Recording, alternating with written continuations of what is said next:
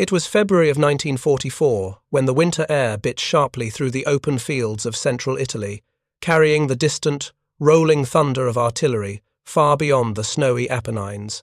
Captain James Callahan, aged 42, a former schoolteacher from Pennsylvania who had traded chalk for command, crouched behind a low stone wall with his squad of United States Army Rangers. Their mission sounded simple when written on paper, but felt nearly impossible in the cold weight of reality. Hold a narrow ridge against an advancing German regiment, delay their momentum, and survive long enough for reinforcements to reach them before the ridge was lost forever. Callahan's Rangers numbered only 80, while intelligence estimated nearly 900 German troops moving steadily into attack position across the valley. The odds were staggering, yet Callahan's steady blue eyes carried no panic. Before we jump back in, tell us where you're tuning in from, and if this story touches you, make sure you're subscribed, because tomorrow I've saved something extra special for you. He had learned during the campaigns in Sicily and Salerno that fear was a faster killer than any rifle or mortar, and he refused to let it infect the men who depended on him. Kneeling close beside him were Corporal Thomas Hayes, a Detroit mechanic hardened by nights spent watching his own neighborhood burn during the Blitz. Private First Class Samuel Rivera, not yet 20, who kept every letter from home folded into the pocket closest to his heart, and Sergeant Margaret Maggie O'Neill, a resourceful communications expert who had already jumped behind enemy lines twice before this moment. The cold wind tugged at their uniforms as Callahan leaned closer and whispered with calm certainty, "The Germans will come. We let them. That is the trick." The men exchanged uneasy looks, struggling to understand how allowing the enemy to surround them could be anything but a death sentence. Yet something about Callahan's presence steadied their doubts. With a slow, deliberate motion, he drew his bayonet and sketched the plan in the damp dirt. He traced the valley, the ridge, and the narrow defile where the Germans would be forced to pass. "They will funnel down this line," he explained. "One direction, one path. Our traps, our fire, our positions, everything is already set. They will not know what hit them." Even in the freezing morning, sweat collected under helmets as the Rangers absorbed the enormity of the strategy. Every breath was fog against the air, every heartbeat a heavy drum beneath wool coats. Hayes tightened his grip on his rifle, Rivera silently reread a letter from his mother, and O'Neill listened to static whisper across the radio while waiting for the signal that would confirm the German movement. As minutes dragged into a tense crawl, the muted world around them felt as delicate as glass. The dirt beneath their boots was frozen, solid. The sky was washed in shades of grey and cold blue. A few crows circled above, indifferent spectators to war. When the sun finally rose high enough to cast light across the valley floor, the first glint of metal appeared on a distant ridge, German helmets reflecting the morning sun like drifting sparks. Callahan exhaled slowly. "There it is," he murmured, "right on time." The Rangers watched as the German formations began their descent, their boots creating long lines of movement in the frost. Trucks rumbled forward. Officers shouted orders. Mortar crews adjusted their loads. The regiment believed the ridge to be lightly defended, perhaps held only by a small reconnaissance group sent to delay them. That assumption, Callahan knew, was exactly what would destroy them. For several hours before dawn, his Rangers had worked with silent precision to fortify their positions. Machine guns were dug in at angles that allowed sweeping fire across the valley's bottleneck. Explosives had been wired into the hillside, ready to collapse earth and stone onto the advancing troops. Snipers, hidden among rocks and broken trees, were assigned to target German officers first, crippling command before the larger force could react. The Rangers had transformed the ridge into an ambush site so effective that it defied their small number. As the Germans moved closer, Callahan walked along the line, checking weapons, adjusting placements, and offering brief, quiet words that steadied trembling nerves. He stopped beside Rivera, who clutched his rifle with both hands. "Focus on the first shot," Callahan told him gently. "Everything after that becomes instinct." Rivera nodded, his lips pale but determined. Hayes slapped a fresh magazine into his weapon and smirked. "Never thought I would be grateful for all those factory shifts back home," he said, trying to lighten the moment. O'Neill shook her head, but smiled briefly before returning to the radio.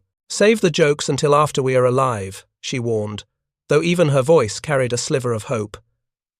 When the Germans reached the valley floor, their marching boots created a steady, ominous rhythm. Callahan raised a hand, signalling silence. The world seemed to hold its breath. The clouds parted slightly, allowing a cold beam of sunlight to fall across the ridge. Smoke drifted lazily from distant fires. Somewhere behind the mountain line, Allied artillery rumbled like a sleeping giant. Callahan thought of his students back in Pennsylvania, of chalk dust and wooden desks, and of how life had once been so ordinary. Then he pushed the memory away. War demanded presence, not reflection.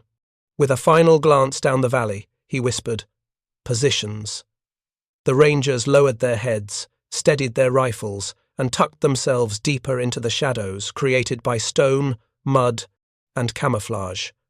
The Germans continued forward, confident and unaware that they were walking straight into a Fürstened trap that would seal their fate within the next 90 minutes. Callahan adjusted his binoculars, watching the regiment tighten into the narrow defile exactly as he predicted. "All right," he said softly. "Almost there." Rivera swallowed hard. Hayes muttered a silent prayer. O'Neill placed her hand on her radio switch.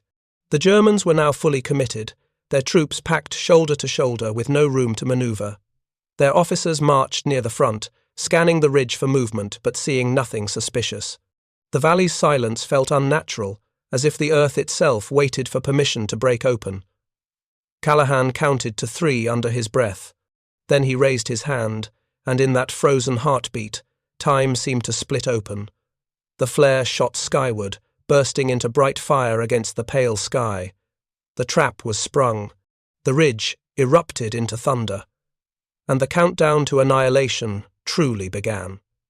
Callahan's plan for the ridge was deceptively simple, but its simplicity hid 1,000 moving parts that demanded perfect execution from every ranger under his command. For the ridge overlooking the narrow defile was the ideal place to create a controlled kill zone that could funnel hundreds of German soldiers into a tight formation with no room to maneuver or escape once the trap was triggered. He stood in the cold dawn light, surveying the steep slope, memorizing every shadow and every curve of the earth, before giving his first orders of the morning. "Position the Browning," he instructed firmly while nodding toward Rivera, who immediately moved to secure the heavy weapon behind a natural outcrop of stone where it could fire freely without being spotted too quickly.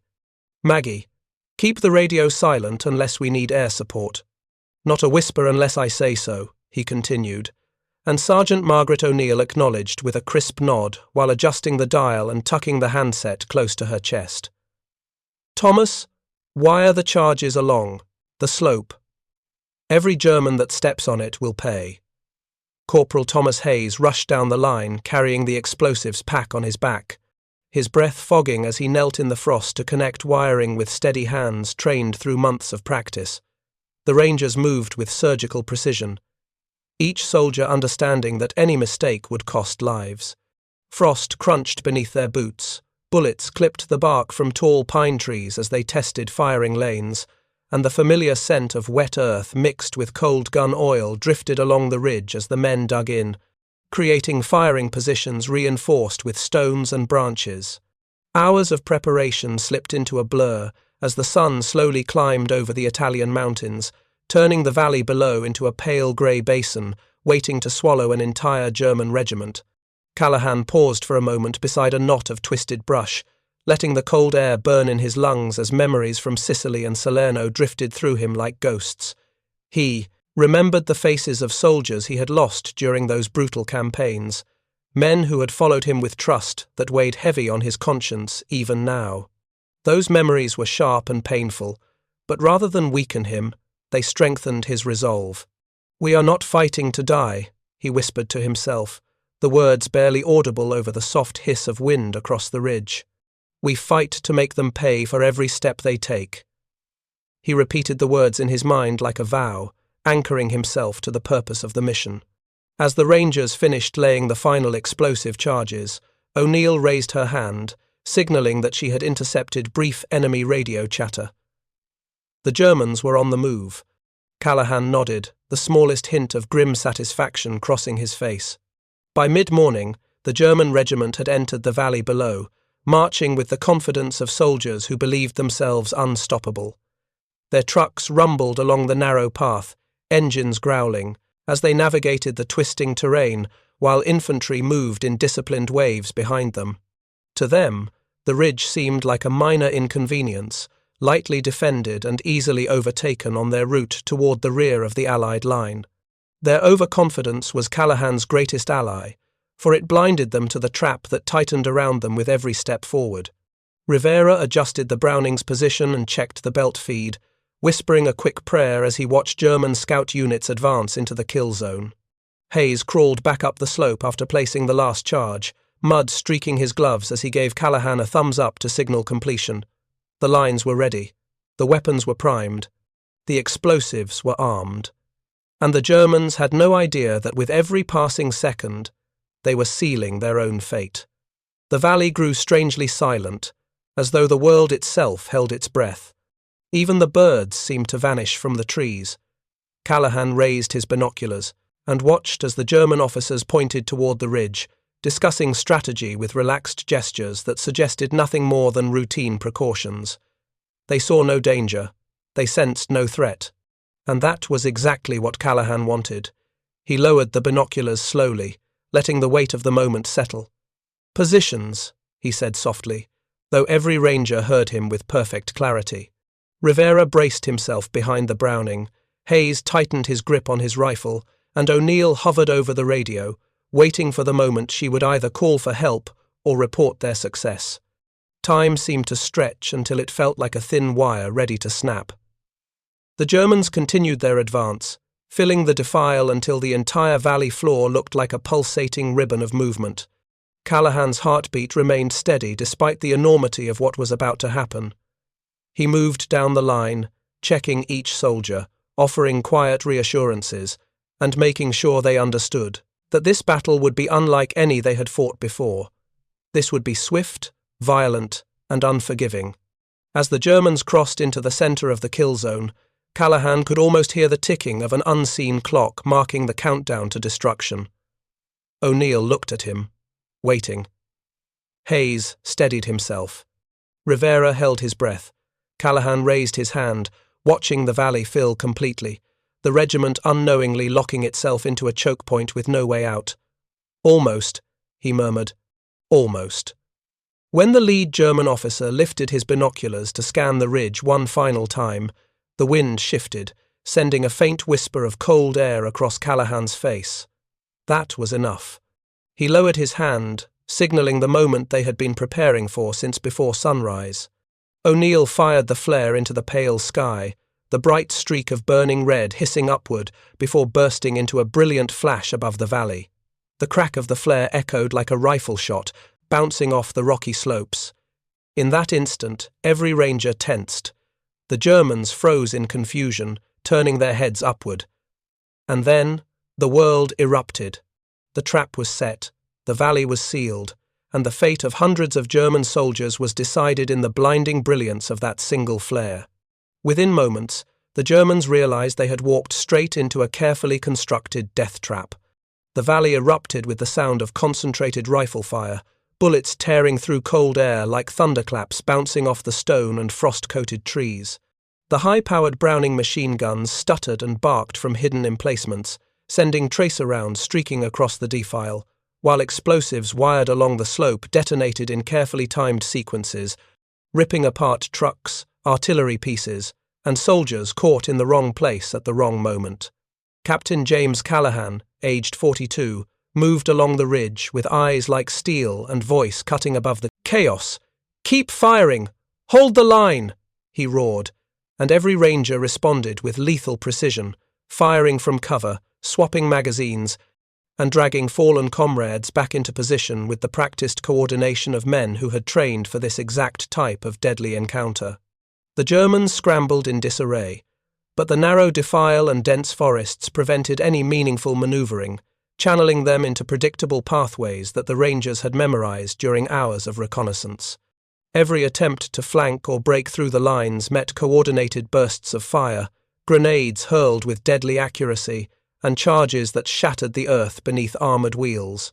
Even though the Rangers were outnumbered by more than 10 to 1, each man acted as if he were a force of 100, moving with controlled lethality, conserving ammunition while maximizing damage, and understanding that survival depended not just on individual courage, but on total execution of the plan. Sergeant Margaret Maggie O'Neill, crouched beside the radio, watched the German command officer desperately signalling in confusion, his gestures frantic and wide, the panic unmistakable. She spoke over the crackling microphone to Callahan, voice tight but calm. They do not know how to respond. They cannot understand the terrain, the fire, or the traps. Callahan allowed himself a brief, grim grin. Then we keep giving them reasons to be afraid, he said, and turned back to scan the valley below, noting the way the soldiers were now scattered, falling into the kill zones as if the landscape itself conspired to destroy them. Time became an abstract concept as the firefight escalated. The sun rose higher, though its light was dimmed by smoke and dust, turning the battlefield into a surreal tableau of chaos and death. 90 minutes passed like an eternity, each second filled with the staccato percussion of rifles, the deep thrum of machine guns, the explosions that shook the earth beneath the Rangers' feet, and the anguished cries of men both enemy and friendly. By the time the last German platoon attempted to retreat, 600 soldiers lay dead or incapacitated, their uniforms soaked with blood, their weapons scattered among twisted metal and torn canvas. The valley floor was littered with wrecked trucks, crushed artillery, shattered supply crates, and the detritus of a force that had underestimated its opponent. Only a handful of Germans managed to slip away through the woods, limping, dazed, and terrified, leaving behind a scene of near-apocalyptic carnage. Callahan's squad, though exhausted, battered, and wounded in places, remained in position along the ridge. Their rifles smoked, ammunition belts were empty or low, and faces were streaked with sweat, soot, and frozen condensation. The surrounding hills, once echoing with the chaos of battle, had fallen silent, save for distant groans of the wounded, the whistle of the wind through leafless branches, and the occasional crack of settling debris. Rivera, barely 20, wiped blood from a gash on his cheek, his hands trembling as he reloaded his rifle for the last time. Hayes, corporal of the line, checked his magazines, counting rounds meticulously, muttering under his breath numbers he could not allow to be forgotten. O'Neill adjusted her headset one last time, listening to the faint radio chatter that indicated German units were trying to regroup, but all signals were fragmented, lost, and hopelessly delayed. Callahan lowered himself to one knee, observing the valley and counting silently the bodies and vehicles, tallying the results of the ambush with the cold detachment of a man who understood that war demanded not sentiment, but calculation. "We did it," he whispered quietly, more to himself than to anyone else. "We made them pay." He rose slowly, aware of every ache in his body, every sore muscle, every sting from frost-nipped ears and cheeks, yet the satisfaction of survival mingled with the grim reality of the carnage below. The survivors of his squad exchanged exhausted nods, each man comprehending in their own way the scale of what had just transpired. Callahan moved from soldier to soldier, offering brief words of encouragement, checking wounds, and silently calculating the next steps.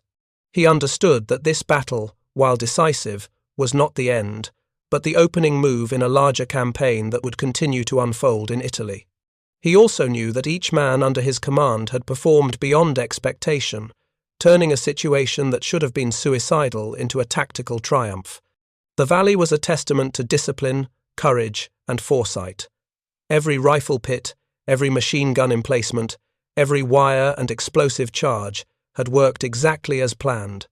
Even the Germans who escaped would carry with them the memory of confusion and fear, a psychological scar that would linger far beyond the physical devastation. Callahan signaled for the Rangers to begin moving cautiously along the ridge to consolidate their positions and treat the wounded.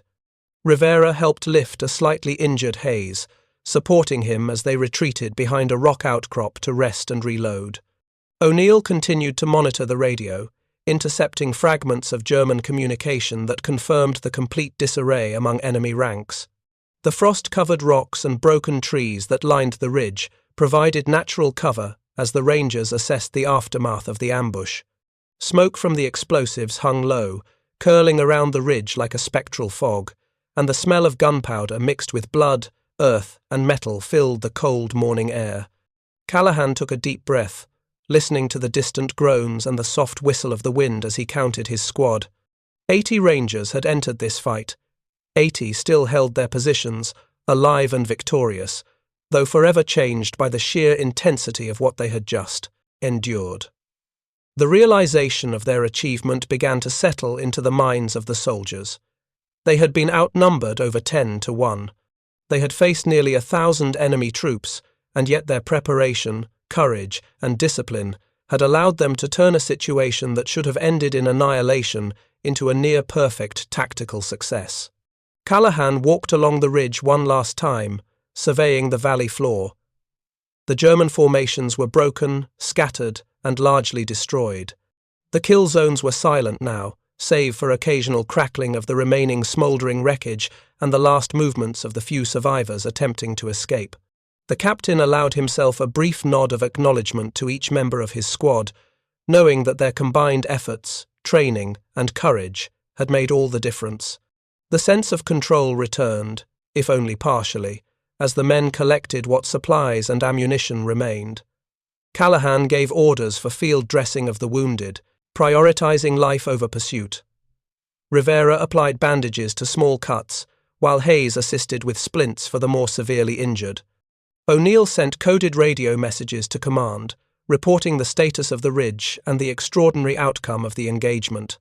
The wind continued to whistle through the valley, carrying away echoes of battle while leaving behind the silent testimony of what had occurred. Callahan reflected on the strategy that had brought them here, allowing the enemy to believe they had superiority, guiding them into a trap, and striking with maximum efficiency.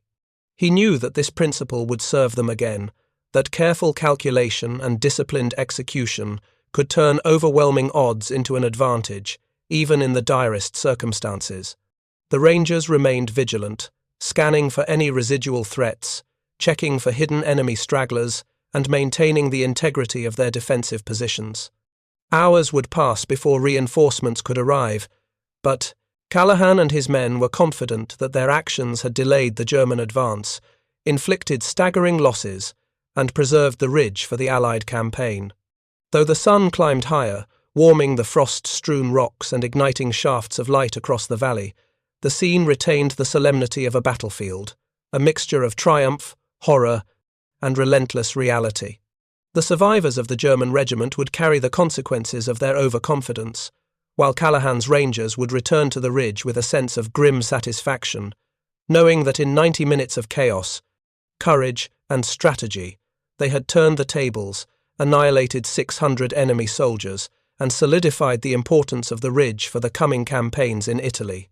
The surrounding hills now lay quiet, a stark contrast to the inferno of battle, leaving Callahan's squad to stand sentinel over a valley marked by human conflict and tactical mastery.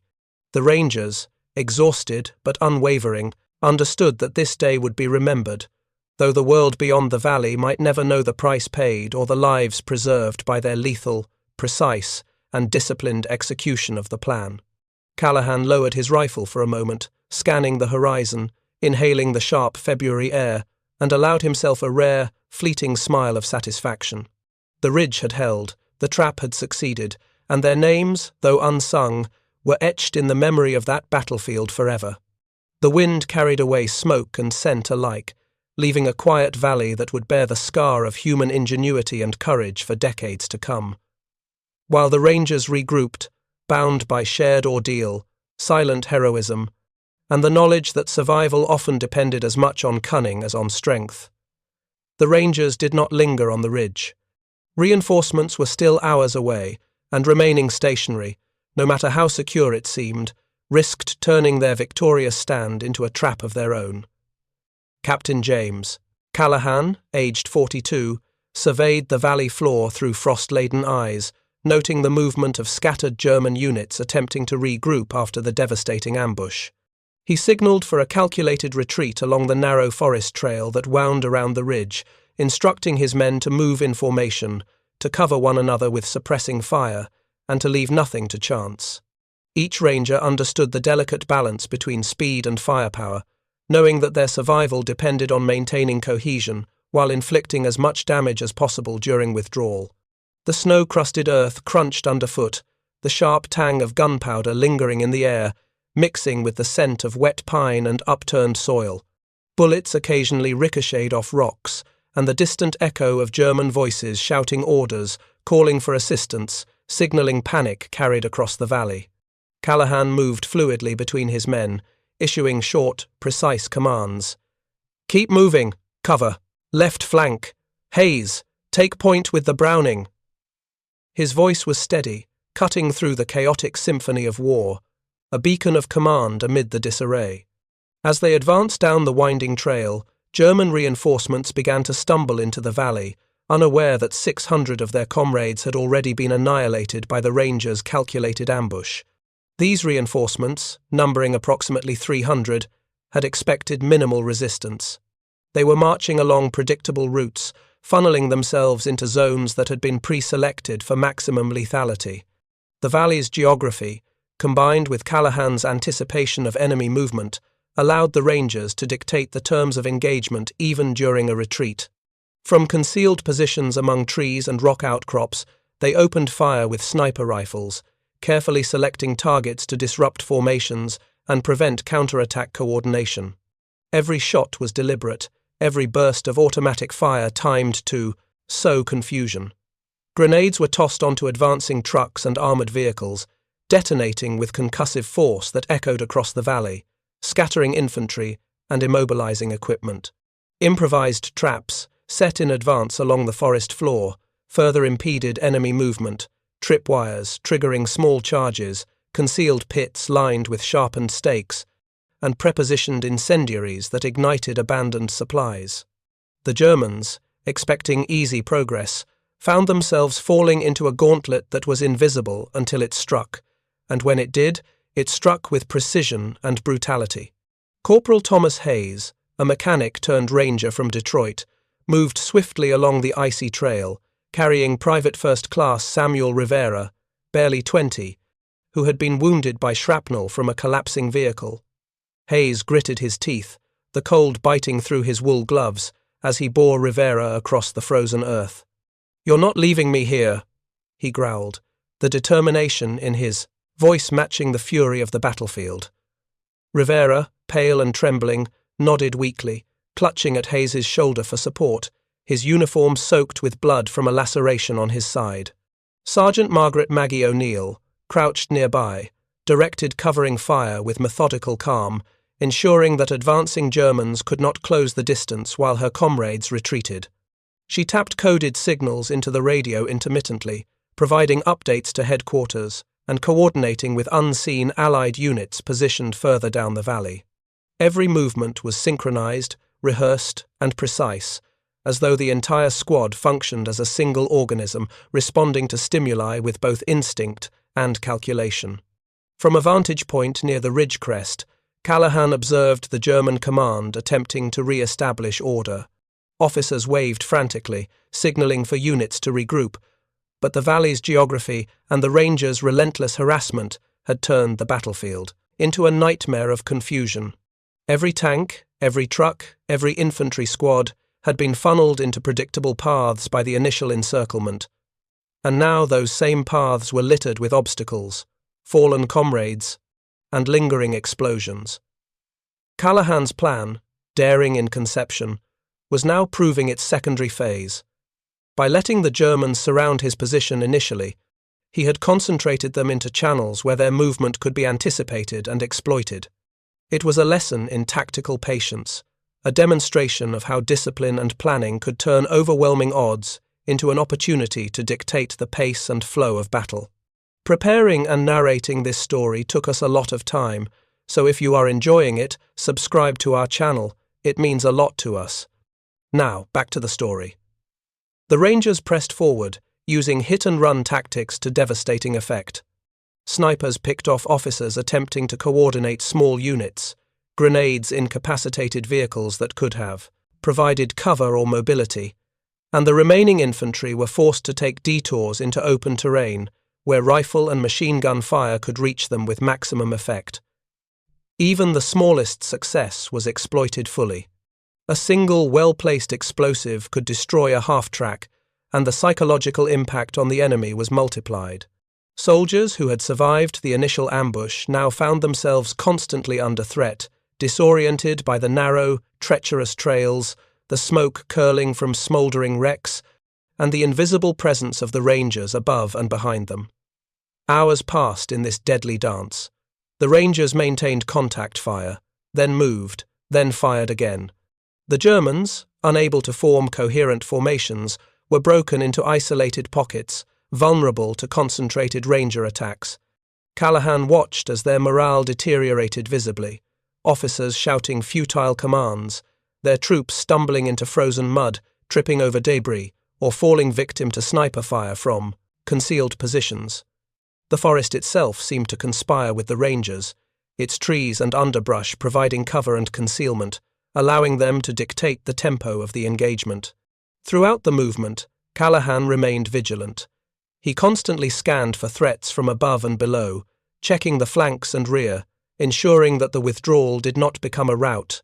He barked orders with economy of words. Left flank, cover retreat. Hayes, hold suppressing fire. O'Neill, signal Bravo if reinforcements approach. His men executed flawlessly. Even as exhaustion set in, their training, cohesion, and shared experience enabled them to respond as one coordinated entity. Rivera, despite his injuries, contributed when possible, alternating between firing his rifle and assisting Hayes as they navigated the treacherous trail. As nightfall approached, the remaining German forces were in disarray. Their once coherent regiment had been decimated, fractured into groups that stumbled aimlessly through the valley, many unaware that their losses had already reached catastrophic levels. Callahan's Rangers had achieved what had seemed impossible. A small, outnumbered unit had annihilated an entire regiment, killing or incapacitating 600 soldiers in under 90 minutes of initial engagement and continued harassment. The valley floor was strewn with the aftermath of strategic genius and ferocious bravery. Burned-out trucks, scattered rifles, jagged shell casings, collapsed barricades, and the bodies of the fallen. The wind whispered through the pines, carrying with it the faint scent of gunpowder, blood, and frozen earth, marking the battlefield as a place of both horror and triumph. Despite exhaustion, the Rangers did not celebrate. Survival and tactical advantage required continuous vigilance.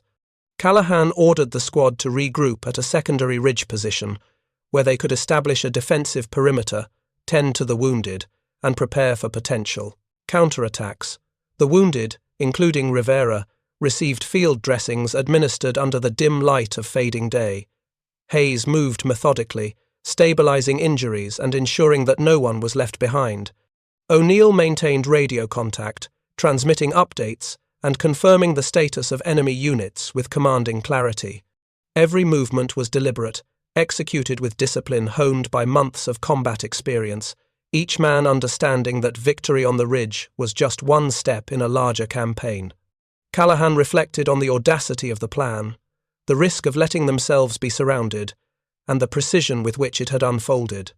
By deliberately drawing the Germans into a predictable path and then striking with overwhelming precision, they had turned an almost suicidal scenario into a tactical masterpiece. Every Ranger had played a role, from sniper to grenadier, from engineer to medic, and the cohesion of the unit had magnified the effectiveness of their firepower. The battle, while over in terms of active engagement, continued to echo through the minds of all involved.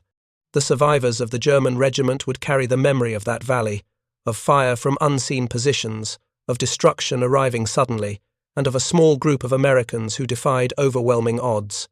The night deepened, and Callahan's squad maintained its vigil, checking the perimeter, ensuring that no residual enemy forces remained in position to mount a surprise assault. Their survival was not guaranteed, but the ridge was secure for the time being. Patrols moved out cautiously, inspecting the valley below, marking locations of destroyed vehicles and enemy casualties, and confirming that no groups had regrouped in the immediate vicinity. The Rangers, though physically drained, operated with unwavering mental clarity. Every decision, every movement, every shot had a purpose, and that discipline had made the difference between survival and total destruction. The psychological impact of the engagement on both sides was profound. The German troops, who had believed themselves in control upon entering the valley, now experienced the consequences of underestimating a determined and well-prepared enemy. Their losses were catastrophic, their organization disrupted, and their ability to continue offensive operations compromised. Meanwhile, Callahan's Rangers, despite fatigue and minor injuries, were emboldened by their success. They understood the lethal power of strategy, terrain, and disciplined execution. They had not simply survived, they had dictated the terms of engagement, shaped the battlefield to their advantage, and inflicted staggering losses on a superior force. As the hours passed and darkness enveloped the ridge, the squad settled into a temporary defensive perimeter. Fires were lit discreetly for warmth, the wounded continued to receive care, and watch rotations were established. Callahan moved among his men, offering quiet encouragement, observing their exhaustion, and noting the discipline that had allowed them to prevail. He knew that reinforcements were still hours away, and that holding the ridge until relief arrived would be critical.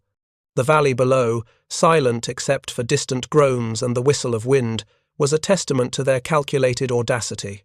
By the time the first stars appeared, casting pale light over the frost-coated trees and broken earth, the Rangers had completed the first phase of their counterattack and withdrawal. German forces were scattered and demoralized, their command infrastructure crippled, and their capacity to respond effectively eliminated for the night. The battle plan, executed with precision and daring, had achieved its objectives. The enemy regiment had been destroyed, 600 casualties inflicted, and the path for Allied movements in the region secured. Callahan surveyed the ridge once more, noting the tactical terrain, the positions of his men, and the remnants of the destroyed German formations below. He allowed himself a brief moment to acknowledge the sheer magnitude of what had been accomplished. A small, outnumbered unit had turned the tables on a superior enemy, demonstrating that courage, planning, and execution could triumph over numbers and force. Throughout the night, the Rangers remained vigilant, ready for any counterattack, patrolling the perimeter and ensuring the security of the ridge. The wounded were monitored, ammunition was accounted for, and the integrity of traps and fortifications was confirmed. The men, though weary, understood that victory depended not on the initial success alone, but on continued discipline and the ability to anticipate enemy movements. Callahan, standing at the crest of the ridge, reflected on the audacity of the operation. Allowing themselves to be surrounded had concentrated enemy forces into predictable paths, and the ensuing destruction had proved the value of patience, observation, and calculated risk. By the end of the night, the valley had been transformed from a potential disaster into a decisive triumph. Callahan's Rangers, outnumbered more than 10-1, had executed one of the most effective ambushes of the Italian campaign. Every Ranger had played a part, and the coordinated effort ensured minimal friendly casualties. The strategic principles demonstrated patience, terrain advantage, force concentration, and controlled aggression would serve as lessons for future engagements. The ridge remained in Allied hands, the German regiment obliterated, and the surviving soldiers, both American and German, would carry memories of this engagement for the rest of their lives. The night ended quietly, with the Rangers maintaining watch, tending to the wounded, and preparing for eventual reinforcements. Callahan allowed himself a rare smile, knowing that despite exhaustion, despite injuries, despite overwhelming odds, they had achieved what few believed possible. The valley below was a silent monument to tactical brilliance and relentless courage. The frost-covered rocks, the shattered trees, the burned vehicles, and the remnants of German soldiers lay as evidence of their success. By dawn, the ridge would remain secure, the enemy shattered, and the Rangers ready for the next phase of the campaign, their cohesion and bravery proven beyond doubt. Dawn broke slowly over the frost-covered valley, casting pale, cold light over the aftermath of what had been one of the most brutal engagements of the Italian campaign. The once pristine landscape was now scarred with the evidence of destruction. Burnt-out trucks lay twisted and smouldering, artillery pieces were shattered, their barrels bent at impossible angles, and hundreds of soldiers, both German and American, littered the ground, frozen or still from the ferocity of battle. The air was thick with the acrid scent of smoke and cordite, mingled with the metallic tang of blood and the earthy odour of churned soil. Captain James Callahan, aged 42, surveyed the scene from a small rise overlooking the valley, his breath visible in the frigid morning air. Despite the exhaustion etched into every line of his face, his eyes were steady, scanning for any remaining threats, any sign that the enemy might regroup and continue the attack. The silence of the valley was almost surreal, broken only by the occasional moan of the wounded or the distant cry of a scavenging bird, drawn to the carnage below. Callahan's squad moved methodically, tending to their own wounded and securing the area. Private First Class Samuel Rivera, barely 20, had survived the shrapnel wound that had threatened his life the previous evening. He sat on a rock, shivering from the cold and shock, a bandage wrapped around his side, and stared silently at the devastation surrounding him. Corporal Thomas Hayes, a former mechanic from Detroit, hovered nearby, his large hands steady as he checked Rivera's condition, offering both reassurance and quiet encouragement. "You made it through, kid," Hayes murmured, his voice a low rumble that somehow conveyed both relief and awe. Rivera nodded faintly, the weight of the day already settling on his young shoulders. He would carry not only the physical scars of the engagement but the mental and emotional ones as well, reminders of a day when the odds had been impossibly stacked against them, and yet, through courage and discipline, they had prevailed. Sergeant Margaret Maggie O'Neill moved with precision along the perimeter, checking traps, clearing debris, and ensuring that the ridge remained secure. Her eyes, sharp and calculating, observed the valley below where the remnants of the German regiment lay broken and demoralized. She adjusted the radio microphone at her chest and keyed the transmitter, her voice calm and authoritative over the crackling line. "Ridge secured. Enemy delayed. Our squad intact. Over." The response from headquarters was brief but loaded with acknowledgement, a rare but meaningful moment of recognition for the feat her squad had accomplished. For 90 minutes, 80 U.S. Rangers had held their ground against nearly 900 German troops, turning what could have been a disastrous encirclement into a decisive tactical victory. The report, when it reached Allied command, would describe the action as extraordinary, a textbook example of how preparation, audacity, and discipline could triumph over overwhelming numbers. The squad moved systematically through the valley, burying the dead where possible. Crude crosses were fashioned from broken branches, and small stones were piled at the base of each makeshift marker. The work was somber, silent, and exacting. Every ranger understood the importance of honoring both friend and foe, of recognizing that every life lost in the chaos of war deserved acknowledgement, even in the midst of survival. Some of the Germans had fallen, so completely in the fury of the ambush that identifying them was impossible. Their uniforms torn, their faces obscured by mud or blood. Yet, despite the horror, Callahan insisted on order, on method, on the discipline that had carried them through the engagement. It was as much about respect as it was about strategy, ensuring that the valley, though scarred, could be surveyed safely, and that no hidden threats remained for the next phase of operations. Throughout the morning, Allied reconnaissance units arrived, flying low over the valley to survey the extent of the damage.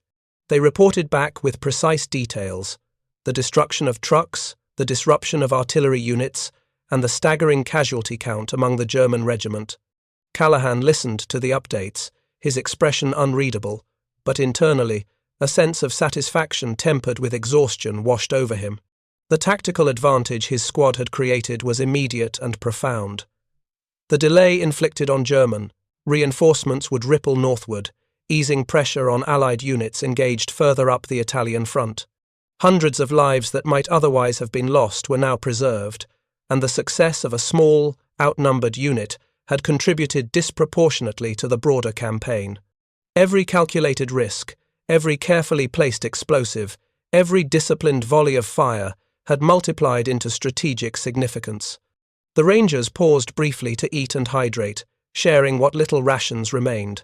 Hard biscuits, preserved meat, and lukewarm coffee provided sustenance, but no comfort.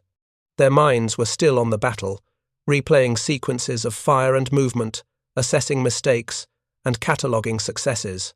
Callahan moved among his men, speaking softly to each when necessary, offering terse praise or instruction. "Hold the perimeter tight," he instructed, "and stay alert. Reinforcements will be here by noon. We cannot afford complacency." Hayes leaned against a tree, checking his rifle and listening to Rivera recount, in broken words, the moments when he had believed he might not survive. It was a shared ritual of survival, the recounting of near-death experiences serving both as catharsis and as reinforcement of the bonds forged under fire. In the valley, the aftermath was stark. Twisted metal and shattered artillery pieces caught the rising sunlight, glinting eerily across the scarred earth. Shell craters pocked the ground, some still smouldering, releasing tendrils of smoke that curled into the crisp morning air. The bodies of German soldiers lay in frozen tableau, some caught in the final motions of attack, others collapsed in retreat. Callahan moved silently through the scene, his eyes sharp, noting positions that had proven effective, the location of fallen comrades, and the spread of destruction. Every detail mattered, both for immediate tactical assessment and for the formal reports that would later document the engagement. Military. Historians would later analyze maps and diaries from that day, describing in meticulous detail how 80 Rangers had turned a probable defeat into a stunning victory. As the sun climbed higher, warming the valley slightly, the Rangers began collecting usable equipment from the destroyed vehicles. Ammunition, medical supplies, and small arms were salvaged where possible, ensuring that the squad remained equipped for continued operations. Even in the midst of exhaustion, the men moved with careful efficiency, each action purposeful, each task completed with precision. Callahan's leadership had instilled a sense of order and resilience that was almost tangible.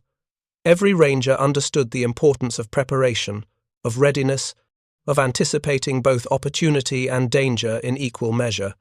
The ridge, which had been a site of brutal combat only hours earlier, was now methodically secured, cleared, and transformed into a defensible position, ready to withstand any potential counterattack.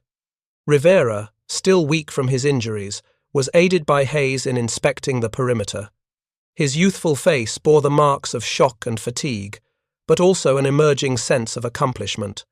Despite being only 20 years old, he had experienced more concentrated combat than most men would in a lifetime, and he had survived. The lessons of the day would remain with him permanently. The necessity of discipline under fire, the value of teamwork, the importance of strategic patience, and the weight of responsibility borne not only for oneself, but for the entire unit. O'Neill, ever vigilant, adjusted her radio and recorded observations for headquarters, detailing the movement of remaining enemy units, the condition of the ridge, and the status of her squad. Her meticulous reports would become part of the historical record, a testament to the intelligence, courage, and technical expertise that had contributed to the victory. By mid-morning, reinforcements began arriving in the valley. Allied units moved cautiously, taking in the extent of the destruction and consolidating the positions held by Callahan's Rangers. Command officers expressed disbelief at the scale of the engagement and the effectiveness of a squad so drastically outnumbered. Debriefings were initiated and formal reports drafted, all recognizing the extraordinary tactical brilliance exhibited over the previous 24 hours. For 90 minutes of intense combat, followed by calculated withdrawal and pursuit, the Rangers had destroyed nearly 900 German troops, decimated a regiment, and maintained their own cohesion and combat effectiveness. The engagement would be cited repeatedly in military journals and training manuals as an example of how courage, preparation, and audacity could outweigh sheer numbers in decisive ways. As the day wore on, the squad attended to final details. Crude graves were completed, additional markers set, and the remaining wounded stabilized for transport. Callahan walked along the ridge, surveying the valley one final time before the reinforcements assumed control. The sun glinted off broken metal, frozen earth, and scattered uniforms, illuminating the remnants of a battlefield where bravery and strategy had overcome overwhelming odds. He allowed himself a brief reflection, acknowledging the loss, the destruction, and the courage displayed by every member of his squad. Their actions had not only delayed the enemy but had directly contributed to the broader objectives of the Allied campaign in Italy. Even in the quiet moments, the weight of the day pressed upon the men. Conversations were subdued, punctuated by the sounds of the wind through the trees and the distant calls of birds circling overhead. Rivera, Hayes, and O'Neill shared glances that conveyed what words could not, a profound recognition of the narrow line between life and death and the bonds forged under fire. Each man and woman had confronted fear, uncertainty, and the chaos of battle, emerging with both physical and mental resilience. These bonds, unspoken yet deeply felt, would endure long after the ridge had been secured and the valley reclaimed by Allied forces. By late afternoon, Allied command had officially documented the engagement. Reports emphasized the tactical genius of allowing the enemy to advance into predictable paths, concentrating their forces into kill zones, and using terrain, discipline, and coordinated firepower to achieve overwhelming effectiveness. The destruction of nearly 900 German troops by a force of only 80 Rangers was noted as unprecedented, demonstrating that preparation, patience, and courage could decisively alter the course of a battle, even under near-impossible odds. Callahan's leadership, the squad's cohesion, and the execution of a complex plan with minimal casualties were cited repeatedly as exemplary, and the lessons of the engagement would be studied by officers and apotissa, soldiers alike, for years to come. As dusk approached, the squad prepared for rest. Fires were carefully extinguished, watch rotations maintained, and the wounded secured for transport to field hospitals.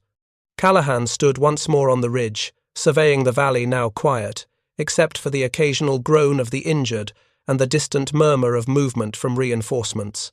The frost that had marked the beginning of the engagement had melted slightly under the afternoon sun, revealing the full scale of destruction and the path of tactical brilliance that had enabled a small force to prevail.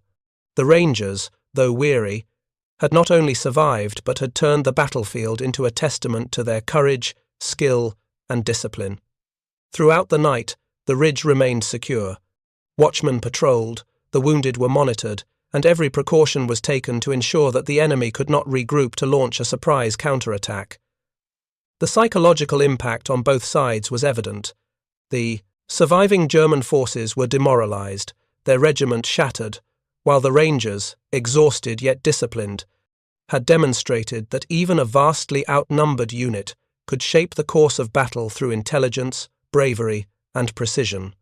By the following morning, Allied forces had fully consolidated control of the valley, the ridge, and the surrounding terrain.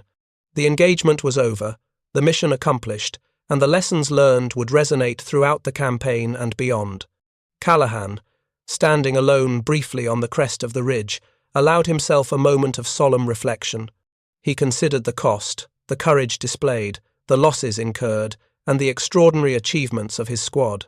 80 men had faced nearly 900 enemies, and through discipline, preparation, and audacity had emerged victorious. He knew that the memory of this engagement, both its horrors and its triumphs, would endure for the rest of their lives. He turned to his men and nodded, a silent acknowledgement of their bravery and resilience. Sergeant O'Neill, Hayes, and Rivera each returned the gesture, their eyes reflecting exhaustion, relief, and the quiet pride of survival against impossible odds. As night settled over the valley, the fires of battle were replaced by the soft glow of the stars. The ridge, scarred and battered, stood as a testament to the courage, strategy, and cohesion of the U.S. Rangers. The enemy regiment had been annihilated, the path for further Allied operations secured, and the valley, though marked by destruction, was now under firm control. Callahan's squad had proven that even against overwhelming numbers, intelligence, bravery, and precise execution could dictate the outcome of a battle. Their actions on that ridge would be remembered as an enduring example of tactical brilliance, courage under fire, and the extraordinary capacity of disciplined men and women to turn the tide of war. Years later, Captain James Callahan returned to the ridge, now peaceful and bathed in the soft light of morning. The valley below had changed. Olive groves and small farms dotted the landscape where once the roar of battle had echoed. A memorial stood solemnly at the crest, bronze plaques listing the names of the fallen, both German soldiers and rangers, etched permanently into history. Callahan's fingers traced each name with reverence, remembering the men who had fought, bled, and died on that frozen February morning in 1944. "The world moves on," he murmured softly. "It always does." A civilian bus rumbled along the valley road, tourists snapping pictures, unaware that beneath their feet, courage and sacrifice had shaped the course of lives. Callahan smiled faintly, knowing the story of the Rangers, their trap, and the 90 minutes that saved countless lives would endure in memory, in books, and in whispers. The ridge caught the morning sun, serene and golden, and for the first time in decades, he felt the valley at peace. Up next, you've got 2 more standout stories right on your screen. If this one hit the mark, you won't want to pass these up. Just click and check them out. And don't forget to subscribe and turn on the notification bell so you don't miss any upload from us.